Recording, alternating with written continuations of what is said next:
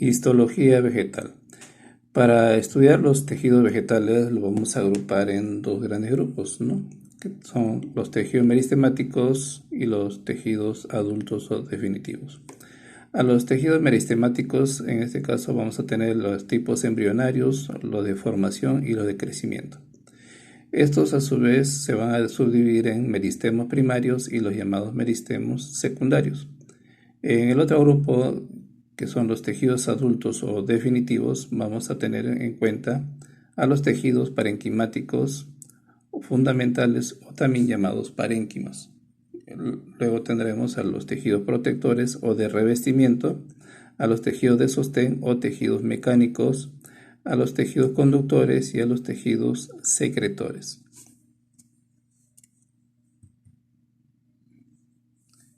En el caso de los meristemos, ¿no? Como habíamos dicho, hay dos tipos, el meristemo primario y el meristemo secundario.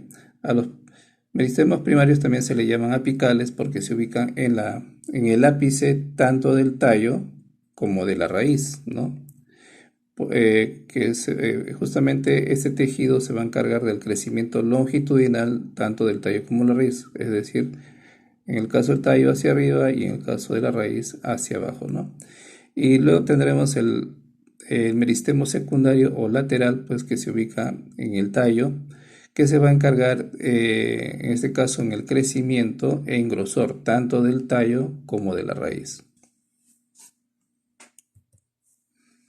¿Cuáles son las características de las células meristemáticas? Bueno, son pequeñas, presentan pared celular muy delgada, presentan también pocas vacuolas y su disposición es compacta, sin espacios intercelulares. ¿Qué significa disposición compacta?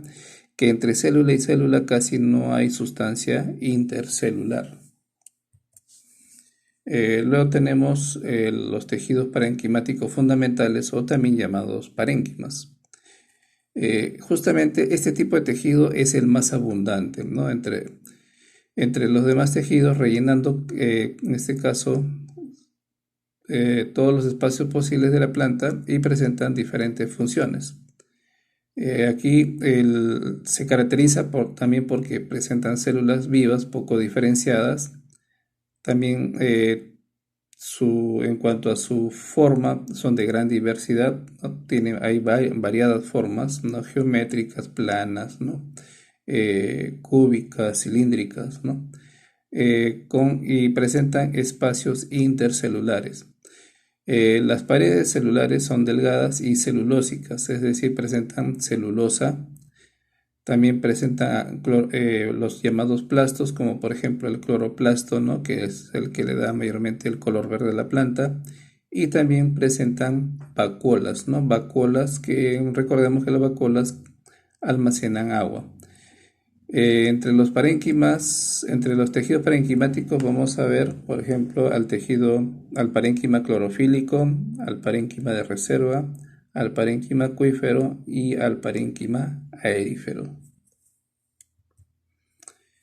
En cuanto a los tipos, en este caso a los tejidos protectores de revestimiento, la función principal es recubrir la superficie externa y la va a proteger de la desecación, es decir, va a evitar que la planta pierda humedad, ¿no? Y de esa manera evita pues que se deshidrate. Y también lo va a proteger de los agentes externos, ¿no? Ya sea rozamiento de los animales, ¿no? O de repente por ahí otro tipo de fricciones, etcétera, ¿no? Entre los tejidos protectores de revestimiento vamos a ver al epidérmico o llamado epidermis, al endodérmico o llamado endodermis y al tejido suberoso o también conocido con el nombre de suber o corcho. En el caso de la epidermis se va a encargar de recubrir las partes jóvenes de la planta. Puede presentar unas o varias capas de células vivas y aplanadas. No presentan espacios intercelulares y no tienen cloroplastos, por lo tanto, en este caso se van a ver transparentes, ¿no? Y sus paredes celulares son delgadas. Por ejemplo, aquí vamos a ver, ¿no? aquí este tejido viene a ser la llamada epidermis, que está formada pues por células que se caracterizan porque no tienen cloroplastos, por lo tanto se les van a ver transparentes, ¿ya? Recordemos que la palabra epi significa encima, ¿no? Y endo significa dentro. También en la epidermis vamos a ver, va a estar cubierto por una pequeña lámina, ¿no? Transparente llamada la cutícula, ¿no? Por ejemplo, aquí vamos a ver esta pequeña lámina, esta lámina transparente, igualito aquí, es una lámina muy delgada, ¿no? El cual va a estar cubriendo los tejidos jóvenes. ¿Cuál es la finalidad? En este caso, la finalidad es de evitar la desecación de la planta. Cuando uno ve presencia de la cutícula, la planta pues se ve brillosa, ¿no? Y eso se da mayormente en las hojas que recién se están formando, ¿no? Porque presenta abundante cutícula que lo va a proteger de la desecación, es decir, de la pérdida de agua. También vamos a encontrar no solamente en las hojas, sino también en partes verdes de las plantas, como por ejemplo los tallos, ¿no? Externamente.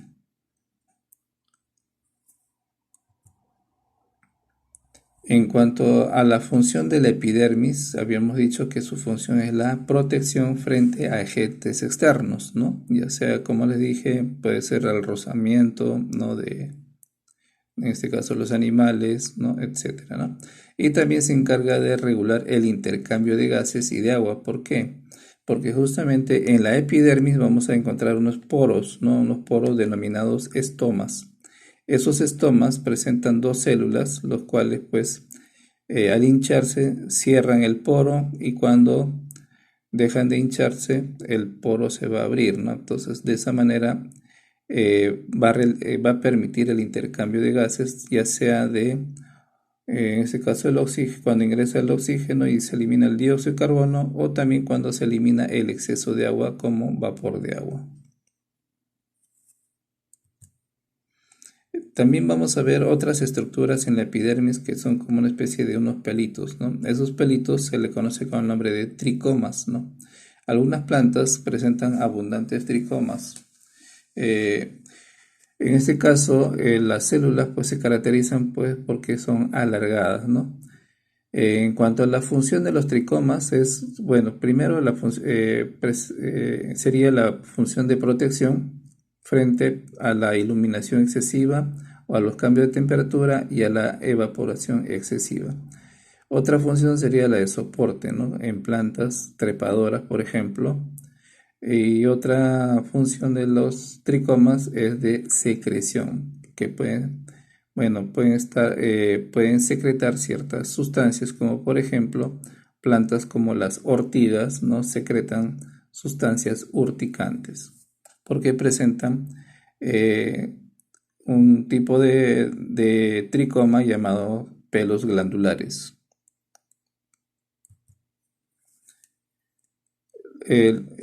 En cuanto a los tejidos protectores, también tenemos aquí el tejido suberoso, también llamado suberocorcho, ¿no? Que se va a encontrar en la corteza, o mejor dicho, formando la corteza de los árboles. Justamente aquí vemos una corteza. Debajo de esa corteza vamos a encontrar el suberocorcho, ¿no? Que es un tejido pues algo esponjoso, fibroso, que se encuentra formado por células muertas. Justamente sirve no solamente de protección, también va a servir de sostén de la planta, ¿no? Porque actúa como si fuera un sistema esquelético que se va a encargar de sostener a la planta. También presenta, en este caso, una sustancia denominada suberina, ¿no? Porque está formando sus paredes cuando la célula aún vivía. Luego tenemos los llamados tejidos de sostén o tejidos mecánicos, ¿no? Cuando hablamos de tejidos sostén, pues estamos hablando de aquellos tejidos que sostienen a la planta, ¿no? Al no presentar un sistema óseo, entonces este tejido va a actuar como un soporte. Se caracteriza porque está formado por células de membranas gruesas y resistentes, van a formar una especie de un esqueleto, ¿no? Y aquí vamos a destacar a dos tipos de tejido de sostén, que viene a ser el colénquima y el esclerénquima. Y también pues a otro tejido que lo vamos a llamar como por ejemplo la madera, ¿no? Que es la parte más, se puede decir, más dura de la planta, ¿no? La madera que constituye el esqueleto de las plantas leñosas y va a estar formada en este caso, por fibras leñosas y por vasos leñosos, que han perdido en este caso su misión conductora y se han lignificado totalmente. A ver, en el caso del colénquima, como habíamos dicho, en cuanto a los tejidos sostén, el colénquima se caracteriza porque está formado por células vivas y presentan cloroplastos. Justamente el colénquima lo vamos a encontrar debajo de la epidermis, ¿no? Formando, por ejemplo, tallos herbáceos. Cuando hablo de un tallo herbáceo, estamos hablando pues de los tallos verdes, ¿no? Que se caracteriza porque mayormente se encuentran en las hierbas. Así como también lo vamos a encontrar en el peciolo, que viene a ser la ramita que está sosteniendo a la hoja. También en los pedúnculos florales, que también es otra rama que en este caso va a sostener a la flor, y en los tallos y ramas jóvenes. Otra característica de este colénquima es que son resistentes y flexibles. Luego tenemos otro tejido sostén que vendría a ser el esclerénquima. Se caracteriza porque sus células se encuentran muertas, ¿ya? Las paredes de estas células se caracterizan porque son muy gruesas y contienen pues una sustancia dura llamada la lignina, ¿no? La lignina. El esclerénquima pues va a estar formando las cáscaras por ejemplo, de la nuez, ¿no? O por ejemplo, en el caso de la aceituna, ¿no? O también, por ejemplo, los huesos en este caso del durazno, ¿no? En la semilla también está formada por este tipo de tejido esclerenquimático, ¿no? Se caracteriza pues porque está formada por un tejido fibroso, ¿no? Que le da una consistencia dura. Luego vamos a tener a los llamados tejidos conductores, ¿no? Estos tejidos conductores pues están formados por células especializadas que en este caso se van a encargar de formar, se puede decir, en este caso los llamados vasos conductores, ¿no? Los cuales se van a encargar de transportar diversas sustancias. Entre los vasos conductores que forman estos tejidos tenemos, por ejemplo, el xilema o leño y el floema o liber, ¿no? En el caso del xilema o leño se va a encargar de transportar la savia bruta, ¿no? La savia bruta desde la raíz hacia las hojas, ¿ya? Luego, en las hojas, esa savia bruta se va a transformar por acción de la fotosíntesis en la savia elaborada, que en este caso va a ser, por ejemplo, el almidón, los cuales van a ser transportados por el floema o liber desde